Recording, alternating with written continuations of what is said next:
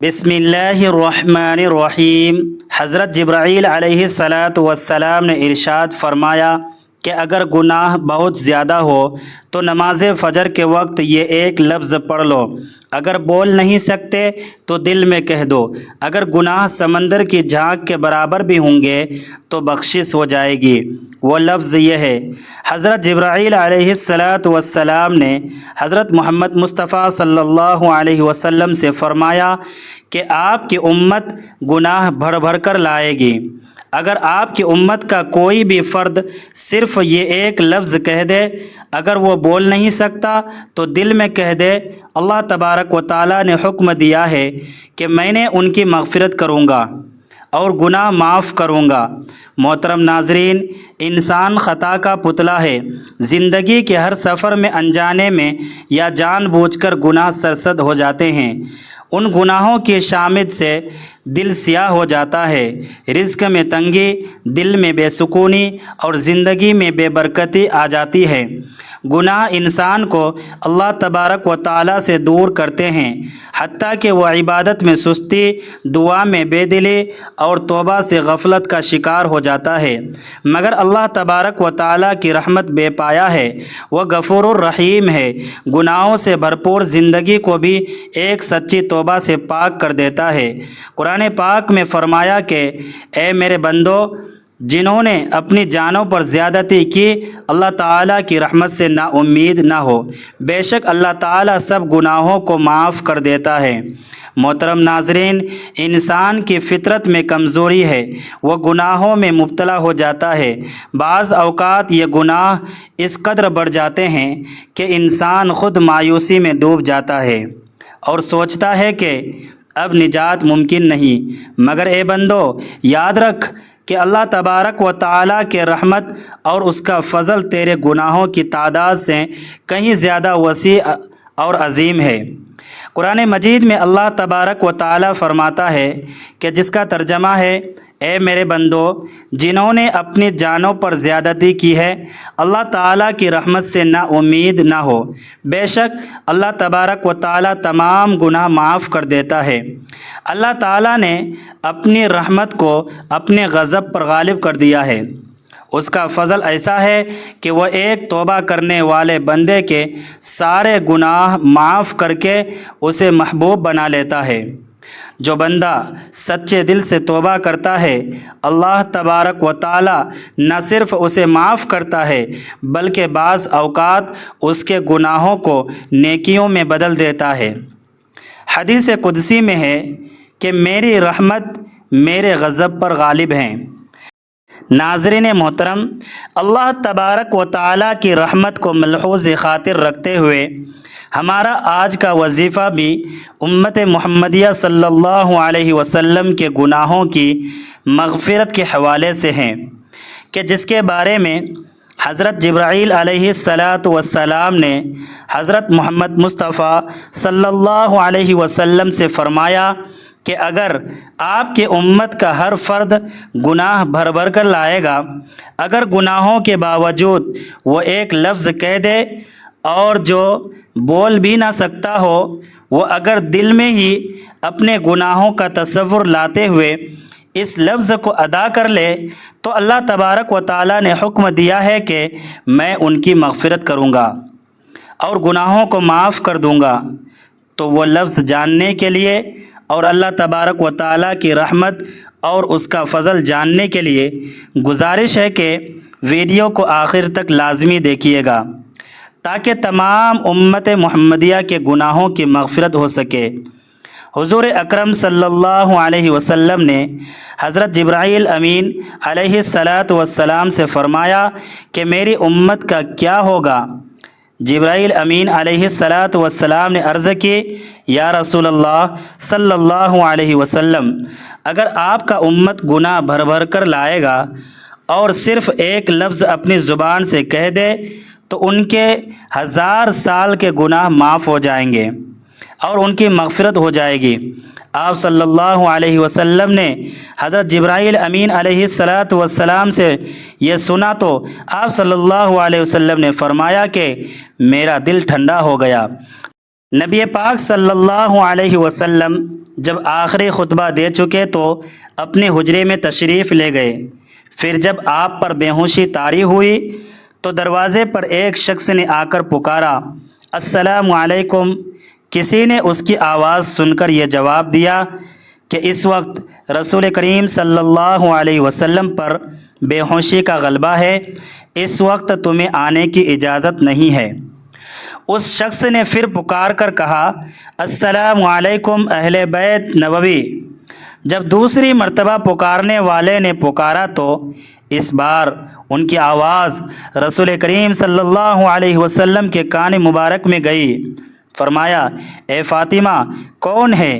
عرض کیا، ایک شخص گھر میں آنے کی اجازت مانگتا ہے۔ اور آپ صلی اللہ علیہ وسلم پر کیونکہ بے ہوشی کا غلبہ ہے اس لیے ہم نے اسے اندر آنے کی اجازت نہ دی۔ فرمایا، فاطمہ تمہیں نہیں پتہ کہ یہ کون کھڑا ہے، اجازت مانگ رہا ہے؟ یہ گھروں کو ویران کرنے والا، قبروں کو آباد کرنے والا، بچوں کو یتیم کرنے والا، عورتوں کو بیوہ کرنے والا، دوستوں کو دوستوں سے چھڑانے والا، یہ ملک الموت حضرت عزرائیل علیہ السلام ہے، انہیں جلدی آنے کی اجازت دے دو۔ حضرت فاطمہ رضی اللہ تعالی عنہا نے یہ سنا کہ ملک الموت حضرت عزرائیل علیہ السلام آئے ہیں تو بے ساختہ رو پڑے کہ ہائے مدینہ آج ویران ہو جائے گا، یا اللہ تیرے رسول پاک صلی اللہ علیہ وسلم تو آج جا رہے ہیں، یہ ملک الموت ان کی روح مبارک قبض کرنے آئے ہیں۔ ادھر ملک الموت مکان کے اندر تشریف لائے، ادھر رسول کریم صلی اللہ علیہ وسلم بے ہوش ہو گئے۔ حضرت فاطمہ رضی اللہ تعالی عنہا نے فرمایا، رسول اللہ صلی اللہ علیہ وسلم آج آپ کو کیا ہوا؟ پھر بہت روئے۔ آپ صلی اللہ علیہ وسلم کو ہوش آیا تو فرمایا کہ اے فاطمہ اتنا نہ رو، کیونکہ آپ کے رونے کے ساتھ آسمان کے فرشتے اور حاملان عرش بھی روتے ہیں۔ رسول خدا صلی اللہ علیہ وسلم نے اپنے دست مبارک سے فاطمہ رضی اللہ تعالی عنہا کے آنسو پوچھے اور فرمایا، عنقریب سب سے پہلے اے فاطمہ تم مجھ سے آ ملو گی۔ پھر ملک الموت سے فرمایا، اے ملک الموت اس وقت حضرت جبرائیل علیہ السلام کہاں ہے؟ عرض کیا، یا رسول اللہ صلی اللہ علیہ وسلم اس وقت تو وہ 7ویں آسمان پر ہیں۔ آسمان کے ملائکہ حضرت جبرائیل علیہ السلام کو تعزیت دے رہے ہیں کہ اے جبرائیل علیہ السلام آج تمہاری رسالت، آج تمہارا قرآن پہنچانا بھی تمام ہوا۔ اگر جناب محمد رسول اللہ صلی اللہ علیہ وسلم وصال فرما گئے تو گویا حضرت جبرائیل علیہ السلام کا دنیا میں آنا بھی ختم ہوا۔ اتنے میں حضرت جبرائیل علیہ السلام آئے اور کہا، اللہ تعالیٰ نے آپ صلی اللہ علیہ وسلم کو سلام فرمایا ہے، آپ کا مزاج پوچھا ہے۔ فرمایا کہ اے جبرائیل اس عالم میں میرے لیے کیا تیار کیا گیا ہے؟ عرض کیا، یا رسول اللہ صلی اللہ علیہ وسلم آپ کے آنے کی خوشی میں دوزخ کو ٹھنڈا کر دیا گیا ہے، جنت آراستہ کر دی گئی ہے، آسمان پر فرشتے آپ صلی اللہ علیہ وسلم کے منتظر ہیں، دربان جنت دروازہ کھولے آپ کا انتظار کر رہا ہے۔ فرمایا، اے جبرائیل بتاؤ میری امت کے لیے کیا حکم ہے؟ فرمایا کہ جس کے ہونٹوں میں جان رہ جائے گی وہ بھی اگر دل میں توبہ کرے یا توبہ کے لیے ہونٹ ہلائے گا تو بھی 1000 برس کے گناہ معاف ہو جائیں گے، اور جس نے توبہ کی اس کو آپ اپنی شفاعت سے بخشوا دیں گے، آپ جس کی بھی شفاعت فرمائیں گے وہ بخشا جائے گا، آپ غم نہ کھائیے۔ اتنے میں ایک اور فرشتے نے حاضر خدمت ہونے کی اجازت طلب کی۔ رسول اللہ صلی اللہ علیہ وسلم نے فرمایا کہ جبرائیل یہ کون ہے؟ عرض کیا، یہ حضرت اسرافیل علیہ السلام ہیں، آسمانی دنیا کے نگران ہیں۔ جس دن انہوں نے آپ کو معراج کے شب میں دیکھا آپ کے جمال کے عاشق ہو گئے۔ آج انہیں معلوم ہوا کہ رسول خدا صلی اللہ علیہ وسلم وصال پائیں گے۔ انہوں نے بارگاہ اقدس میں عرض کی کہ میں نے رب الہی سے عاجزانہ دعا کی تھی کہ مجھے ایک مرتبہ اپنے نبی پاک صلی اللہ علیہ وسلم کی زیارت ان کی زندگانی میں کرنے کا موقع عنایت فرمایا جائے۔ یہ فرشتہ اللہ رب العزت سے اجازت لے کر حضور پاک صلی اللہ علیہ وسلم کی زیارت کرنے کے لیے حاضر ہوا ہے۔ رسول خدا صلی اللہ علیہ وسلم نے ارشاد فرمایا کہ اے ملک الموت، تم میری زیارت کرنے آئے ہو یا میری روح قبض کرنے کے لیے آئے ہو؟ حضرت اسرائیل علیہ السلام نے عرض کیا، مجھے خدائے پاک نے حکم دیا کہ جو مرضی ہمارے رسول پاک صلی اللہ علیہ وسلم کی ہو ویسا ہی کرنا۔ اگر جناب کی مرضی پاؤں تو روح قبض کر لوں، ورنہ زیارت کر کے واپس چلا جاؤں گا۔ اس وقت رسول خدا صلی اللہ علیہ وسلم نے حضرت جبرائیل علیہ السلام کی طرف دیکھا۔ حضرت جبرائیل علیہ السلام نے فرمایا، یا رسول اللہ صلی اللہ علیہ وسلم، خداوند کریم نے آپ صلی اللہ علیہ وسلم کو بلایا ہے اور اب آپ کا دنیا میں رہنا پسند نہیں کرتے۔ یا رسول اللہ صلی اللہ علیہ وسلم، پورا آسمانی عالم آپ کی زیارت کا مشتاق ہے، کیونکہ آج آسمان کو سجا دیا گیا ہے، حوروں کو بننے سنورنے کا حکم ملا ہے کہ اگر آپ آسمان پر تشریف لے جانا چاہیں تو ہم لے چلیں، اگر آپ یہیں دنیا میں رہنا چاہتے ہیں تو آپ کی مرضی، تمام ملائکہ آپ صلی اللہ علیہ وسلم کے منتظر ہیں۔ رسول خدا صلی اللہ علیہ وسلم کو یقین ہوا کہ اب اللہ تبارک و تعالیٰ کو یہی منظور ہے کہ دار فنا کو چھوڑ دوں اور دار بقا کو اختیار کروں۔ آپ صلی اللہ علیہ وسلم نے فرمایا کہ اچھا، میری ازدواج کو سامنے بلاؤ۔ تمام ازدواج مطہرات آپ صلی اللہ علیہ وسلم کی خدمت اقدس میں حاضر ہوئے۔ آپ نے فرمایا کہ دیکھو، تم صبر کرنا اور تقوی اختیار کرنا، اپنے گھروں میں رہنا۔ حضرت ام سلمہ رضی اللہ تعالی عنہا نے عرض کیا، یا رسول اللہ صلی اللہ علیہ وسلم، اب کیا حال ہے؟ فرمایا کہ اب وقت قریب آ گیا ہے کہ تم آج کے بعد میری آواز نہ سنو گی اور نہ ہی مجھ کو دیکھو گی۔ اور پھر فرمایا کہ اے فاطمہ، میری بیٹی حسن اور حسین کو بلانے کے لیے کسی کو بھیجو۔ حضرت فاطمہ رضی اللہ تعالی عنہا نے کسی کو کہا، بہت جلد حسن اور حسین کو بلا لاؤ، کیونکہ سید المرسلین صلی اللہ علیہ وسلم کی وفات کا وقت بہت قریب ہے۔ وہ شخص حضرت حسن اور حضرت امام حسین رضی اللہ تعالی عنہما کو بلانے گیا تو راستے میں حضرت حسن اور حضرت امام حسین رضی اللہ تعالی عنہما اس وقت بچے تھے اور اپنے گھر کی طرف آ رہے تھے۔ قاصد نے عرض کیا کہ جلدی چلو، تمہیں نانا جان حضرت محمد صلی اللہ علیہ وسلم نے بلایا ہے۔ حضرت حسن نے حضرت امام حسین رضی اللہ تعالی عنہما کو دیکھتے ہوئے فرمایا کہ میں نے کہا تھا نا بھائی جان کہ میرا دل آج بہت افسردہ ہے۔ میرا جی چاہتا تھا کہ آج میں نانا جان کی خدمت اقدس میں رہوں۔ میرا دل مانتا تھا کہ آج کچھ ہونے والا ہے، اس لیے ہم پہلے سے ہی گھر کی طرف چل نکلے تھے۔ حضرت حسن اور حضرت امام حسین رضی اللہ تعالی عنہما نے فرمایا کہ اتنی جلدی کیوں ہے؟ کیا ہمارے نانا جان کا آخری وقت ہے؟ دونوں شہزادے گھبراتے ہوئے حاضر ہوئے۔ رسول خدا صلی اللہ علیہ وسلم نے انہیں اپنے پاس بٹھا کر ان کے سروں پر ہاتھ پھیر کر فرمایا کہ میری امت کے ظالم تم پر ظلم کریں گے۔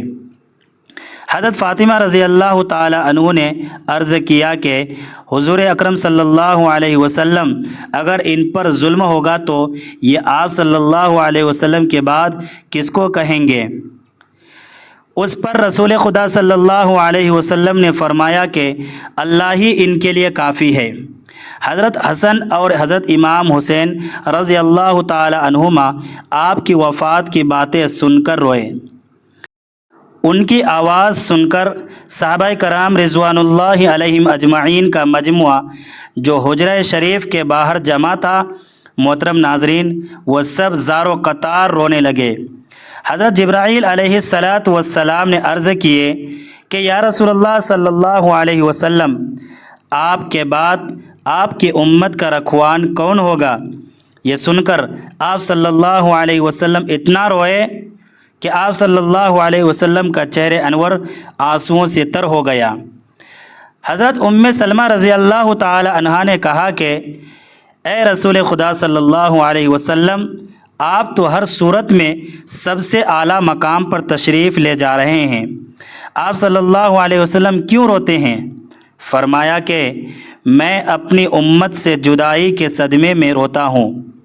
جب صحابہ کرام رضوان اللہ علیہم اجمعین کے رونے کی آواز بلند ہوئی، تب آپ صلی اللہ علیہ وسلم نے ارشاد فرمایا، اے علی، میرے حجرے کا پردہ اٹھاؤ، میں ایک نظر اپنی امت کو دیکھ لوں۔ حضرت علی رضی اللہ تعالی عنہ نے پردہ اٹھایا اور صحابہ کرام رضوان اللہ علیہم اجمعین کو پاس بلایا۔ جب وہ دیوانوں کی طرح رونے لگے، تب آپ نے فرمایا، اے مصیبت زدہ لوگو، صبر کرو، میں جاتا ہوں تمہارے لیے حوض کوثر اور جنت آراستہ کرتا ہوں، تم سب سے پہلے جنت میں جاؤ گے، تم سے پہلے کوئی امت نہ جائے گی۔ اے میری امت، دین اسلام پر قائم رہنا اور قرآن کریم کو اپنا امام بنانا۔ اے اللہ، میں نے تیرا پیغام پہنچا دیا۔ یہ فرماتے فرماتے رسول خدا صلی اللہ علیہ وسلم کی آنکھیں بند ہوئی اور ماتھے پر پسینہ آیا، بے ہوشی طاری ہوئی۔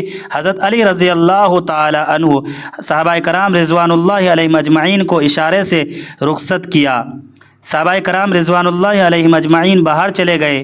محترم ناظرین، حضرت بی بی فاطمہ رضی اللہ تعالی عنہ نے عرض کیا کہ یا رسول اللہ صلی اللہ علیہ وسلم، میں حشر کے دن آپ کو کہاں ڈھونڈوں گی؟ فرمایا کہ لوائے حمد کے نیچے۔ عرض کیا کہ وہاں ملاقات نہ ہوئی تو؟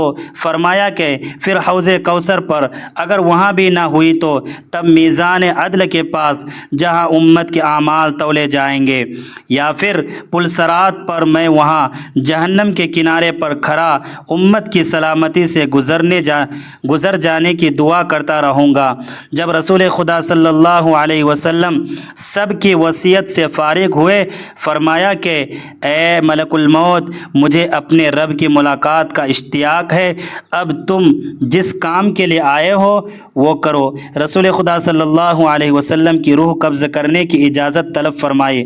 ملک الموت نے روح قبض کرنا شروع کی۔ وہ تکلیف شروع ہوئی تو فرمایا، اے اللہ، موت کی بڑی سخت تکلیف ہے، الہی تو ہی یہ موت کی تکلیف آسان کرے گا۔ مٹی کے پیالے میں پانی بھروا کر گھڑی گھڑی پانی میں ہاتھ ڈالتے، وہ ہاتھ منہ پر پھیرتے اور فرماتے، اے اللہ، مجھے اپنے پاس بلا لے۔ حضرت فاطمہ رضی اللہ تعالی عنہا نے کہا کہ یا رسول خدا صلی اللہ علیہ وسلم، آج آپ کو بہت تکلیف ہے۔ فرمایا، اے فاطمہ، جب میرا وصال ہو جائے تو کہنا ان للہ و ان الیہ راجعون۔